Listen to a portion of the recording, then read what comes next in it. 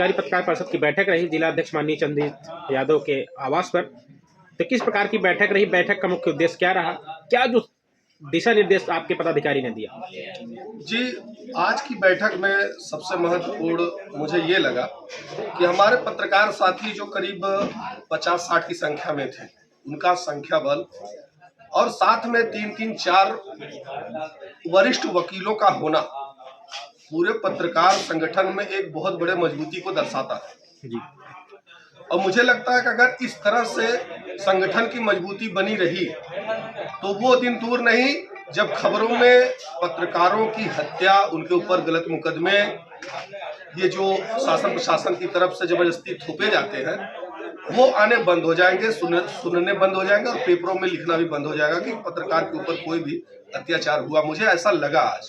तो ये बहुत बड़ी मजबूती को दर्शाता है और मैं अपने दर्शकों को ये बताना चाहता हूँ कि पत्रकारों का साथ आप लोग भी दीजिए।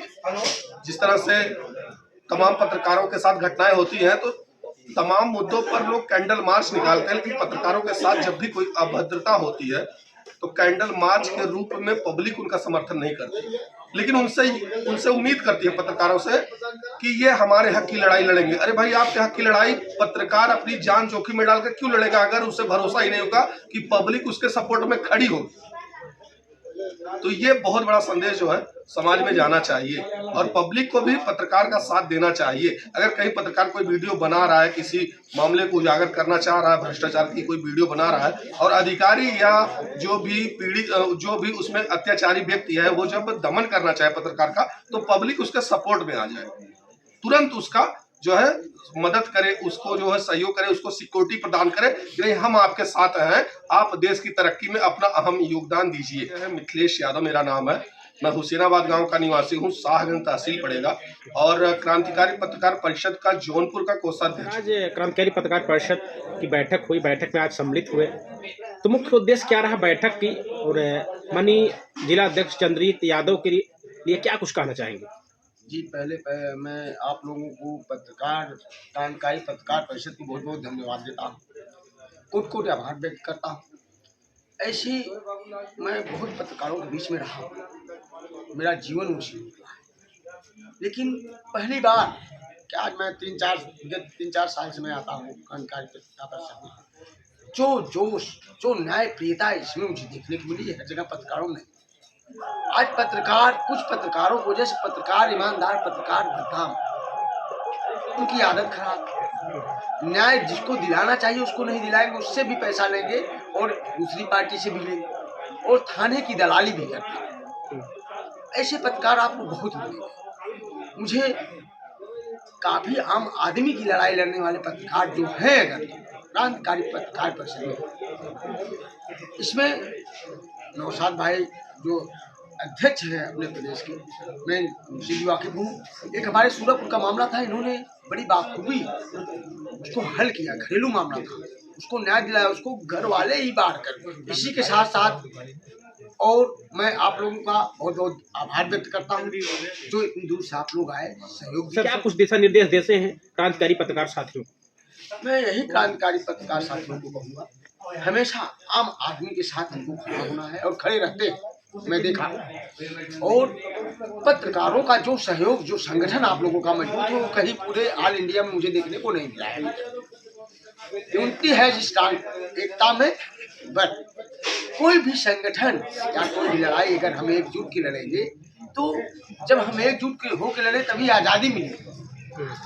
आज आज़ादी की जरूरत नहीं है, आज़ादी को कायम रखना है, आपस में सद्भाव पैदा करना है। आज जो विद्वेष फैला है, हिंदू मुस्लिम जातिवाद, इसको दूर हट के आपको काम करना है, मानवता इंसानियत का काम करना है। निरंतर लगातार प्रयास करके गरीब मुजरिमों को मतलब पत्रकार साथी आवाज उठाते हैं, कहीं न कहीं उनको फर्जी मुकदमे फंसाने का साजिश किया जाता है, क्या कुछ कहेंगे?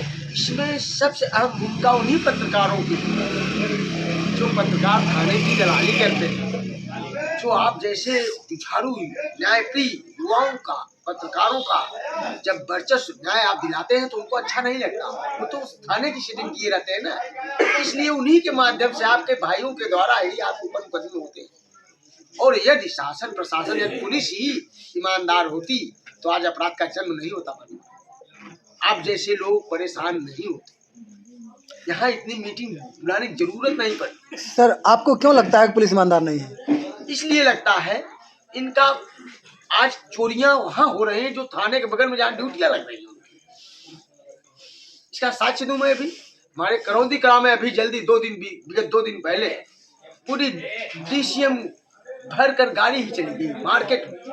चंद्रजीत जी वहाँ जाते हैं, उस दुकान से भी परिचित है, वही बगल में उसका सामने घर और सीसीटीवी कैमरा, वहाँ पुलिस वालों को ड्यूटी लगती है और वहीं पुलिस वाले रहते भी हैं, मकान भी है।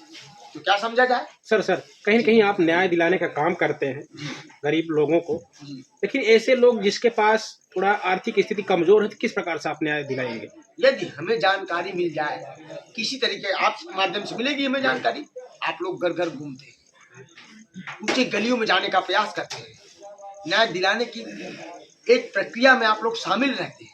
मैं देखा हूँ आप लोगों को, आपको मैं विजिट में कई बार देखा, ऐसी गलियों में देखा जहाँ कोई हमारे क्षेत्र के पत्रकार जाते हैं, खाली एक जगह बैठकर सिर्फ चमचागिरी कर। ऐसे पत्रकारों को उनका चेक करना चाहिए कहाँ से वो डिग्री लिए। पहली बात तो डिग्री लिए नहीं, पत्रकारिता की डिग्री होती है हमारी जी, और वो संस्था जो कार्ड पकड़ा देती है सबसे बड़ी गलती होती है। तो आज सर क्रांतिकारी पत्रकार परिषद में यहाँ उपस्थित है, तो क्रांतिकारी पत्रकार परिषद के विषय में क्या कुछ कहना चाहेंगे? मैं इनको बहुत बहुत धन्यवाद दूंगा। संपादक महोदय से मैं कई बार मिल चुका हूँ, आपके खुटहन ब्लॉक में कई बार मीटिंग हुई है, क्यों हुई, हर 3-4 जिले के लोग आ जाते हैं। नहीं तो मैं पत्रकारों को देखता हूँ यही सूरापुर में हमारे जिले के पत्रकार जो है कोई मीटिंग करेंगे तो वहाँ नेताओं को बुलाते हैं, पुलिस को बुलाते हैं, पत्रकार को पूछते ही, क्योंकि वो असली पत्रकार हैं ही नहीं। उनका सिर्फ काम है चमचागिरी करना और न्याय को भंग ही कर देना, भ्रष्टाचार फैलाना। मैं उनसे बहुत दुखी हूँ, इसलिए कर रहा हूँ।